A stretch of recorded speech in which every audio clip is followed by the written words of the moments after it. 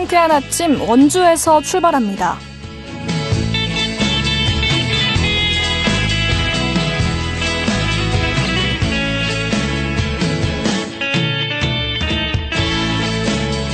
여러분 안녕하십니까? 10월 10일 금요일 KBS 원주방송국에서 보내드리는 상쾌한 아침 원주에서 출발합니다. 저는 오늘 진행의 추인혜입니다.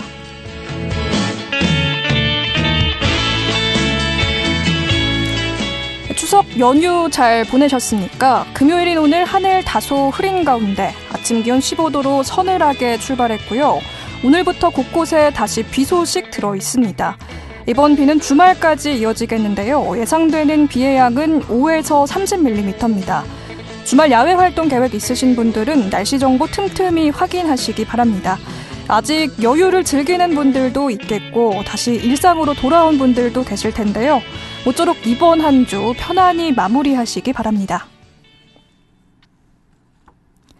오늘 준비한 소식입니다. 최근 강원도의 유기동물 수가 늘어나는 추세라고 하는데요. 특히 이번 추석은 연휴가 길었던 만큼 우려가 더 커지고 있습니다. 유기동물 현황과 관련 정책 함께 짚어보고요. 원주시 가족센터가 추석에 따스한 정을 되새기며 이웃과 함께하는 시간을 마련했습니다. 자세한 소식 리포터 코너에서 전해드립니다. 끝으로 취재기자 연결해서 한 주간 강원도 내 주요 이슈 점검해 보겠습니다. 10월 10일 금요일 상쾌한 아침 원주에서 출발합니다.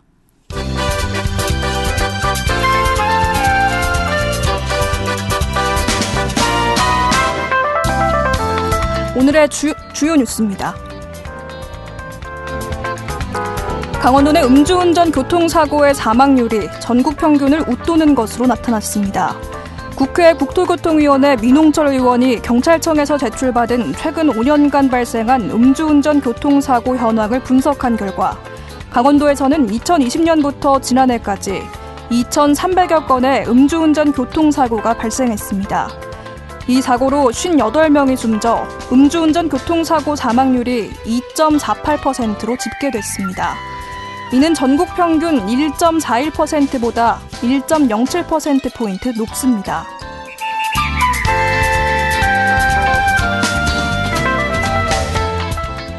행정안전부의 하천 불법 점용시설 적발 현황을 보면 올해 9월 기준 강원도 내 불법시설 적발 건수는 83건이었습니다.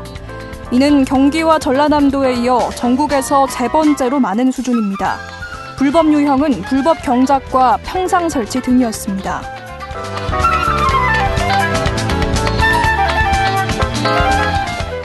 평창 대관령의 풍력을 활용한 수소 생산 시설이 올해 연말부터 운영됩니다. 강원도는 풍력 발전기를 통해 물을 전기 분해한 뒤 수소와 산소를 얻는 이른바 수전 해설비를 평창 대관령면 횡계리 일대에 설치했습니다. 이곳에서 생산된 수소는 인근 대관령 수소충전소에 직접 공급됩니다. 전체 사업비는 121억 원으로 강원도와 한국가스기술공사 등이 운영에 참여합니다. 오늘의 뉴스였습니다.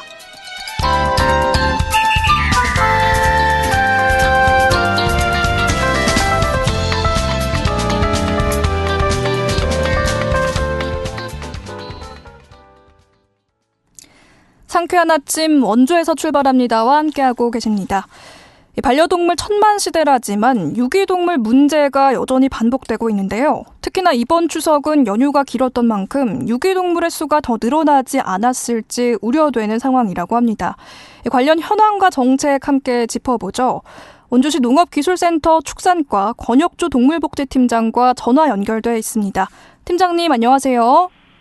네, 안녕하세요. 네, 이제 길었던 추석 연휴가 마무리가 됐습니다.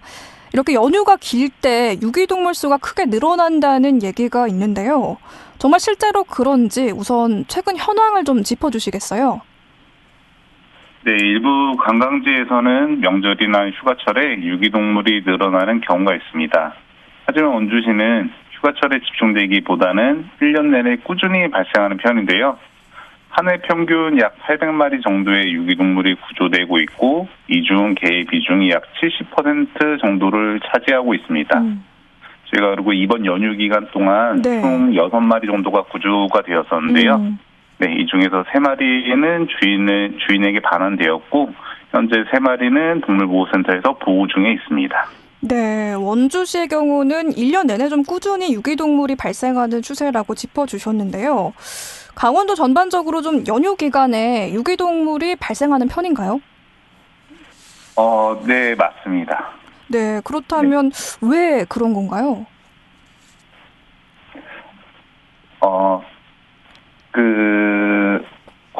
강원도 같은 경우는 저희가 관광지가 많아서 연휴 동안 반려동물과 함께 여행을 오시는 분들이 많은데요. 네, 이 과정에서 목줄이 풀리거나 길을 잃는 경우도 있고, 안타깝게 여행 중 유기되는 사례가 발생하기도 합니다. 네, 그리고 또한 낯선 환경에서는 반려동물이 스트레스를 받거나 호기심의 보호자에게 벗어나는 유기되는 사례가 있을 것이라고 생각이 듭니다. 네. 그럼 이렇게 연휴 기간처럼 짧은 기간에 유기동물이 갑자기 좀 증가를 하면 어떤 문제들이 생길 수 있을까요? 네, 이렇게 갑자기 동물이 급증했을 때 발생하는 가장 큰 문제는 아무래도 보호공간 부족입니다. 이렇게 보호공간이 갑자기 부족해지면 동물의 건강 관리와 입양 연계가 좀 어려워지고 관리 비용도 많이 급증하게 되는데요. 또한 구조 과정에서 지자체와 보호기관의 인력 부담이 좀 커지기 때문에 결과적으로는 보호 비용이 증가한다고 볼 수 있습니다. 그렇군요. 보호 공간이 부족해지면 지역사회 전체가 또 영향을 받게 될 수 있다 짚어주셨는데요. 이제 원주시를 포함한 강원도 차원에서 유기동물 발생을 줄이기 위해서 여러 가지 정책과 또 캠페인을 진행하고 있습니다. 지금 진행되는 것들이 어떤 게 있는지도 소개를 해주실까요? 네. 원주시는 유기동물 예방을 위해 다양한 정책을 추진하고 있는데요. 먼저 2달 이상 된 반려견은 반드시 의무 등록을 해야 합니다. 네, 이를 통해서 보호자를 신속히 찾을 수 있고 유기나 분실도 예방할 수 있습니다. 또한 실외사육견 중성화 지원 사업을 통해서 원치 않는 번식을 막고 사회적 약자 반려동물 진료비 지원 사업으로 경제적 이유로 인한 유기를 예방하고 있습니다. 그리고 봄과 가을처럼 반려동물과 외출이 많은 시기에는 반려동물 동행 캠페인을 운영하고 있고 원주청과 주요 공원 일대는 기간제 근로자를 배치해서 동물 등록 여부를 점검하고 패티켓도 안내하고 있습니다. 네. 짚어주신 대로 원주시가 최근에 동물복지 관련 정책을 대폭 확대해서 굉장히 다양한 정책들이 시행되고 있는 것 같은데요. 그중에서도 유기동물 임시보호제가 주목받고 있습니다. 저희 프로그램에서도 다룬 적이 있었는데 유기동물 임시보호제가 어떤 사업인지 또 원주시 동물보호센터와 함께 연계가 된다고 하는데 어떻게 되는 건지 제도에 대해서도 짚어주시겠어요? 네. 유기동물 임시보호제 사업은 보호가 필요한 동물을 일정 기간 동안에 보호센터가 아닌 일반 가정이나 관련 업체 등에서 돌보는 제도입니다. 유기되거나 유실된 동물들은 보호센터로 이제 입소하게 되는데요. 이 동물들이 안정된 환경에서 보호받으면서 입양을 기다릴 수 있도록 시민이나 반려동물 관련 업체 등에서 임시로 돌봐주면서 새로운 가족을 만날 때까지 다리를 놓아주는 역할을 하는 제도입니다. 네. 그리고 이 임시보호 신청을 하시면 동물 등록 경험 여부, 주거 환경 등을 확인하고 보호 기간 중에 중성화 수술 및 예방 접종을 하는 등 입양에 필요한 조치들을 필수로 실시할 수 있는지 등의 조건에 충족이 되신다면 동물보호센터에서 보호동물 매칭 및 상담을 통해 최종적으로 임시보호제에 참여하실 수가 있습니다. 네, 그래서 현재 동물보호센터 및 원주시에서는 임시보호 기간 동안 관리 상태를 주기적으로 관리하고 입양 희망자가 나타나는 경우에는 입양 보호자와 연계하는 역할도 하고 있습니다. 네, 원주에서도 이런 센터가 있었군요. 유기된 동물을 임시 보호하다가 입양 희망자가 나타나면 이제 연계해주는 역할을 하는 건데요. 실제로 이 유기동물 임시보호제를 통해서 이 동물들이 실제 가족을 만나게 됐는지 그 사례가 어느 정도 되는지 그동안 또 어떤 성과가 있었을지도 궁금합니다. 네, 올해 총 11분이 유기동물 임시보호에 참여해 주셨습니다. 네, 그중에서 7마리가 새로운 가족을 만나 입양이 되었고요. 4마리는 현재 임시보호 중이거나 종료가 된 상태입니다. 네, 올해 처음 시행하는 사업이라서 아직 규모가 크지 않지만 참여자분 중에서 반려동물 미용업이나 훈련사, 동물 사진 작가 등 관련 분야에서 활동하시는 분들이 계십니다. 네, 이런 분들이 유기동물 사진을 무료로 촬영을 해주시거나 미용을 해주는 등 입양 활성화를 위해서 민간 협력 체계가 만들어진 것이 가장 큰 효과라고 생각이 됩니다. 네, 앞으로도 이런 민간 협력의 좋은 사례를 이어갈 수 있도록 더 많은 동물들이 따뜻한 가정을 만날 수 있도록 노력할 계획입니다. 네, 유기동물들이 이렇게 임시보호를 받고 또 입양자를 만날 수 있었던 것은 유기동물들을 발견했을 때 또 이곳으로 연계해준 시민들이 있었기 때문이지 않을까 하는 생각도 드는데요. 길에서 유기동물을 발견하게 되면 시민들이 좀 어떻게 대처해야 하는지 또 자세히 좀 설명을 해주시겠어요? 네, 우선은 직접적으로 동물을 잡기보다는 본인과 동물의 안전을 확보하는 게 가장 중요한데요. 유기동물을 발견하셨을 때 119나 원주시 동물보호센터로 신고해 주시면 구조를 진행합니다. 이렇게 구조된 동물의 건강 상태 확인과 동물 등록 여부를 확인한 뒤 소유자를 찾아주게 되는데요. 만약 소유자를 찾지 못하게 된다면 10일간의 공고 기간을 거쳐서 입양이 가능한 동물로 연계됩니다. 시에서는 이렇게 구조부터 입양까지 체계적으로 관리하면서 한 마리라도 더 따뜻한 가정을 찾을 수 있도록 노력하고 있습니다. 네. 또 이제 지난 10월 4일에는 원주시 농업기술센터에서 올바른 반려동물 문화를 알리기 위한 행사를 진행을 해서 화제가 되기도 했습니다. 이때 진행된 행사 어떤 거였는지 또 시민들 반응은 어땠는지도 설명을 해주실까요? 네, 지난 10월 4일은 올해 처음으로 시행된 법정기념일인 동물보호의 날이었습니다. 이를 기념하기 위해 원주시에서는 로아노크 광장에서 애니멀 대학교라는 주제로 행사를 개최하였습니다. 이번 행사는 반려동물과 함께 즐길 수 있는 참여형 프로그램이 중심이었는데요. 미로찾기와 반려견 운동회, 훈련사 토크쇼, 그리고 팟캐스트라 무대까지 다양한 프로그램이 진행이 되었습니다. 또한 유기견 워킹쇼 등을 통해 유기동물에 대한 인식 개선의 메시지도 함께 전달하였습니다. 네, 오후에는 비가 오는 바람에 다수 참여 인원이 줄어들었지만 오전에는 가족 단위 시민들의 참여 열기가 매우 뜨거웠습니다. 많은 분들이 반려동물과 함께 즐겁게 참여하시면서 올바른 반려 문화의 중요성을 자연스럽게 배우는 뜻깊은 시간이 된 것 같습니다. 예, 10월 4일이 동물 보호의 날이었군요. 정말 특히 최근에 반려동물 기르는 인구들이 빠르게 늘고 있는 것 같은데요. 이렇게 이제 반려동물의 시대가 되면서 시민들이 꼭 지켜야 될 기본적인 반려동물 문화나 에티켓으로는 어떤 것들이 있을까요? 네, 무엇보다 기본적인 반려동물 에티켓, 즉 에티켓을 지키는 것이 가장 중요합니다. 첫 번째로 반려동물과 함께 외출할 때는 반드시 목줄을 착용하고 배설물은 바로 수거해야 합니다. 이는 가장 기본적인 배려이자 안전을 위한 약속입니다. 두 번째로는 동물 등록과 정기적인 예방접종을 통해 반려동물의 신원을 관리하고 책임을 져야 합니다. 마지막으로는 무책임한 유기행위는 명백한 범죄라는 점을 꼭 기억해 주셨으면 좋겠습니다. 이러한 기본적인 에티켓이 잘 지켜질 때 원주시는 반려동물과 시민이 함께 행복하게 공존할 수 있는 도시로 한 걸음 더 나아갈 수 있을 것 같습니다. 예. 또 원주시는 유기동물 보호와 관리를 위해서도 힘쓰고 계신데 끝으로 유기동물 문제를 좀 줄이기 위해서 시민들께 전하고 싶은 말씀 있으실까요? 네, 동물을 키운다는 것은 단순하게 물건을 구입하는 것과는 많이 다릅니다. 경제적으로 많은 비용이 요구될 수도 있고 가족 구성원 모두의 동의 및 노력도 필요합니다. 잠깐의 불편함 때문에 벌어진 일이 없도록 끝까지 책임지는 문화가 정착되길 바랍니다. 원주시도 반려동물과 함께할 수 있는 환경을 조성하기 위해 반려동물 문화 확산 캠페인 및 반려견 놀이터 등 반려동물 관련 인프라를 확대해 나가겠습니다. 시민 여러분께서도 함께해 주신다면 유기동물 없는 도시, 행복한 반려문화 도시인 원주시를 만들 수 있을 것 같습니다. 네, 감사합니다. 네, 유기된 동물을 안전하게 보호하는 것도 중요하지만 반려동물의 순수한 마음을 저버리는 일이 더 이상 발생하지 않았으면 좋겠습니다. 오늘 말씀 잘 들었습니다. 감사합니다. 감사합니다. 네, 지금까지 원주시 농업기술센터 축산과 권혁조 동물복지팀장이었습니다.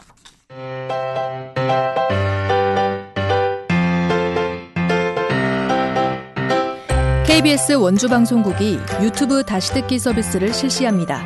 매일 아침 강원 영서남부권의 뉴스와 정보를 전해드리는 상쾌한 아침 원주에서 출발합니다는 KBS 원주라디오 유튜브 채널을 통해 다시 들을 수 있습니다.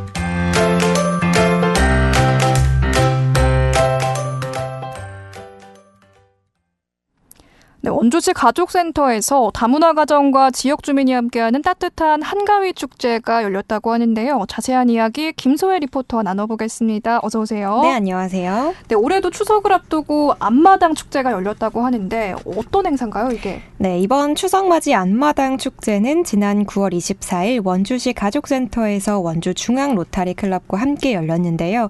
이 행사는 다문화 가정과 지역 주민이 한자리에 모여 우리 고유의 명절인 추석 문화를 함께 체험하고 나누기 위해 마련됐습니다. 네. 다양한 국적과 배경을 가진 사람들이 한자리에 모여 서로의 문화를 존중하고 이해하는 시간을 가졌는데요. 이 명절이라는 공통된 주제를 통해 자연스럽게 교류하며 지역사회의 따뜻한 정과 공동체 의식을 느낄 수 있었다고 합니다. 무엇보다 다문화 가정의 사회적 정착과 지역 주민 간의 유대감을 높이는 뜻깊은 시간이 됐다고 하는데요. 참여한 분들 모두가 오랜만에 진짜 명절 분위기를 느꼈다고 말할 만큼 행사장은 웃음과 활기도 가득했습니다. 이 축제를 통해 서로 다른 문화가 하나로 어우러지는 진짜 한가위의 의미를 되새길 수 있었다고 하는데요. 축제에 참여한 분들의 이야기 들어보겠습니다. 저는 베트남에서 왔어요. 너무 좋았어요. 근데 저는 한국 오래 살았지만 근데 처음에 여기는 주석이 만든 거예요. 근데 너무 좋아요. 순병도 만들고 한복도 입고 사진 찍고 역도 만들고 너무 좋았어요. 근데 건강검진도 하고 너무 기분 너무 좋아요. 네, 근데 여기는 가족센터 해줘서 너무 감사합니다. 저는 우즈베키스탄에서 왔어요. 여기 한국에서 1년 3개월부터 살았어요. 저는 한국 사람이랑 결혼했어요. 우리 어제 만두 만들었어요. 이거 나 너무 좋아했어요. 우리 어제 한복 입었어요. 사진 찍었어요. 너무 좋았어요. 네, 많은 분들이 또 참여를 하신 것 같은데요. 현장에서 진행된 프로그램들은 어떤 게 있었을지 또 분위기는 좀 어땠을지도 설명을 해주시죠. 네, 축제는 오전부터 오후까지 다채로운 체험 프로그램으로 진행됐는데요. 송편 빗기 체험을 비롯해서 한복 의상 체험, 투호, 제기차기, 양궁 등 온 가족이 함께 즐길 수 있는 전통 놀이가 풍성하게 준비돼 있었습니다. 특히 어린이집 아이들과 다문화 가정이 함께 참여하면서 세대와 문화가 자연스럽게 어우러졌는데요. 아이들은 직접 반죽을 빚고 송편을 만들며 즐거워했고 어른들은 한복을 입고 사진을 찍으며 정취를 만끽했습니다. 점심 식사도 함께 제공되면서 명절 특유의 따뜻한 분위기가 이어졌고요. 행사장 곳곳에서도 서로의 언어로 인사를 주고받는 훈훈한 장면도 볼 수 있었습니다. 현재 가족센터에서는 지역사회 속 다문화 가정의 안정적인 정착을 돕기 위해 다양한 프로그램도 운영하고 있는데요. 평소에도 결혼 이민자를 위한 한국어 교육과 문화 적응 프로그램, 자녀 교육, 취업 연계 등 실질적인 지원 사업을 꾸준히 운영하고 있습니다. 명절과 같은 공동체 행사를 통해 참여자들이 서로의 문화를 이해하고 존중하는 기회를 갖는 것이 센터가 가장 중요하게 생각하는 부분이라고 하는데요. 이런 축제가 반복될수록 다문화 가정의 소속감이 커지고 지역사회도 더욱 따뜻해지는 선순환이 만들어진다고 합니다. 센터는 앞으로도 이런 프로그램을 통해 시민 누구나 함께 웃을 수 있는 따뜻한 공동체 문화를 만들어 나갈 예정이라고 하는데요. 마지막으로 원주시 가족센터 고수연 팀장의 말씀 들어보겠습니다. 저희는 올해는 한복을 준비했는데 작년까지는 좀 체험 위주로 했었어요. 한국의 명절이 무엇인지 좀 알아가는. 근데 요즘은 한복에 대해서 되게 선호도가 높고 관심이 많으셔서 한복 입기를 준비했고 그걸 촬영해서 인화까지 해드리는 걸로 준비를 했었고요. 그리고 요즘 좀 캐대원이라고 해서 가시라든지 저희 우리나라 좀 소품들이 인기가 많아요. 그런 소품들도 준비해가지고 촬영을 했었고요. 그리고 저희 양궁이랑 투호놀이, 딱지치기, 사방치기 이렇게 해가지고 좀 체험하실 수 있도록 준비를 했습니다. 그리고 송편을 빚으셔서 직접 가져가서 집에서 하실 수 있도록 안내를 드렸고 또 완성된 송편도 드려가지고 맛보실 수 있게 준비를 했었고요. 그리고 마지막으로 좀 짜장밥이라든지 그런 걸 점심 식사로 준비를 해서 다 같이 함께 식사를 할 수 있도록 준비를 하였습니다. 네, 추석의 따뜻함이 오래 남는 시간, 앞마당 축제는 명절을 넘어서 다 함께 또 이 마음을 나누는 자리가 됐던 것 같습니다. 앞으로도 이런 만남을 통해서 또 우리 지역의 더 따뜻한 공동체로 함께 발전하기를 기대해 보겠습니다. 네, 오늘 소식 잘 들었습니다. 고맙습니다. 네, 감사합니다. 김종부터였습니다.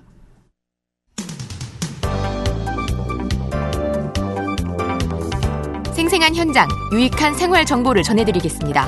KBS 원주라디오 상쾌한 아침 원주에서 출발합니다를 함께하고 있습니다. 네, 함께하고 계신 지금 시각 오전 8시 52분 지나고 있습니다. 한 주간의 강원도 주요 이슈를 점검해보는 시간이죠. 강원일보 최도원 기자 연결돼 있습니다. 안녕하세요. 네, 안녕하세요. 네, 오늘의 첫 번째 뉴스 들어보겠습니다. 원주 동부순환도로의 단절 구간 개통을 위한 터널이 뚫리면서 지금 공사가 순조롭게 진행이 되고 있다고요? 네, 원주 동부순환도로 완전 개통을 위한 공정에서 최대 난공사로 꼽히는 터널이 뚫렸습니다. 원광수 원주시장은 최근 진행된 현안 브리핑을 통해 동부순환도로 완전 개통의 첫 단추인 봉산동 번제와 소초면 흥양리 구간을 연결하는 터널 공사가 완통됐다고 밝혔습니다.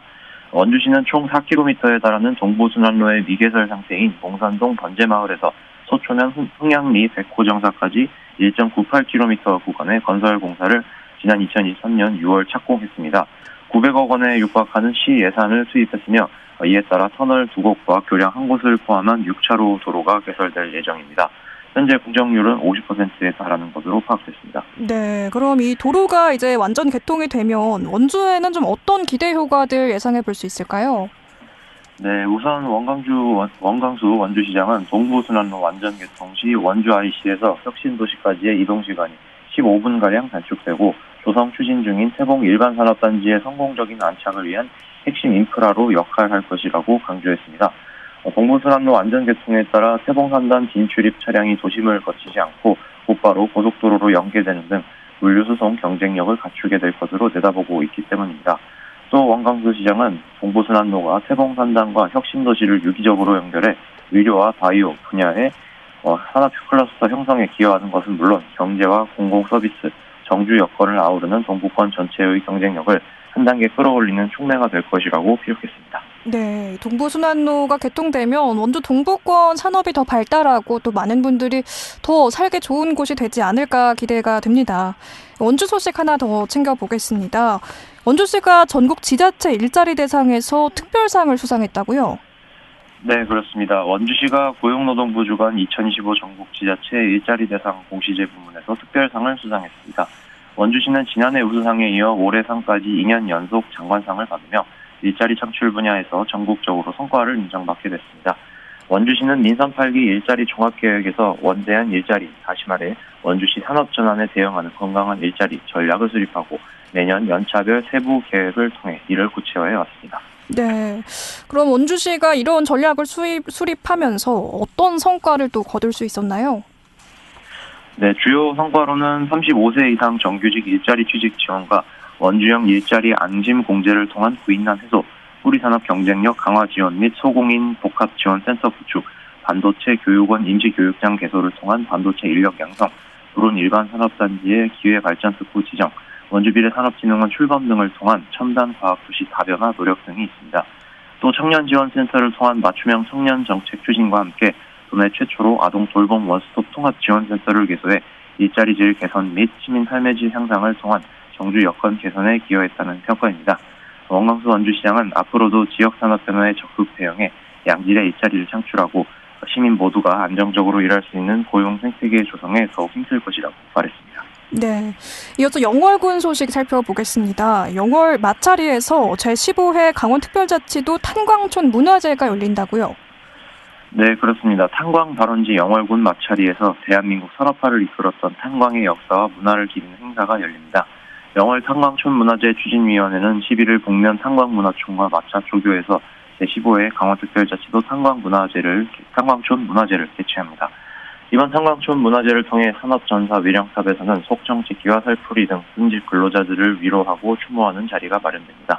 또 동발자르기 대회와 주민화합 줄다리기를 비롯한 각종 이벤트와 함께 다양한 경품 행사를 진행하며 주민 및 관광객들에게 다채로운 재미와 감동을 전달할 예정입니다. 네.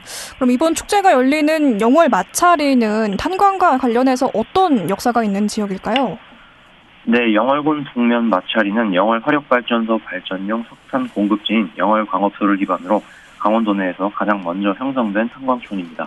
지난 1935년 개광한 영월광업소는 1972년 폐광, 1975년 재개광, 1990년 다시 폐광을 거치며 역사 속으로 퇴장했습니다. 엄기만 영월 탄광촌 문화재 추진위원장은 탄광촌은 우리 지역의 뿌리이자 국가 경제 발전의 원동력이었다면서 이번 문화제를 통해 과거 탄광의 역사와 문화를 기억하고 새로운 희망을 나누는 계기가 되길 바란다고 말했습니다. 네, 끝으로 평창 소식 들어보겠습니다. 평창시장이 핑크빛 감성으로 물들면서 인기몰이를 하고 있다고요? 네, 평창 전통시장이 핑크빛 감성과 예술로 물들었습니다. 평창 야행 행사의 일환으로 오는 12일까지 열리는 별별 상상 평창시장 핑크 로드마켓은 시장 골목을 핑크빛 감성과 문화예술로 물들이며 방문객들에게 색다른 정취를 선사하고 있습니다. 이번 행사에는 플리마켓 33개 업체가 참여해 평창 농산물을 활용한 먹거리부터 수공예품, 디자인 소품 등 다양한 로컬 상품을 선보였습니다. 예, 오늘 준비한 소식은 여기까지 듣겠습니다. 감사합니다. 네, 감사합니다. 네, 지금까지 강원일보 최도원 기자였습니다. 상쾌한 아침 원주에서 출발합니다. 오늘 순서는 여기까지고요. 돌아오는 월요일에는 박다현 아나운서가 진행합니다. 여러분 좋은 하루 보내세요.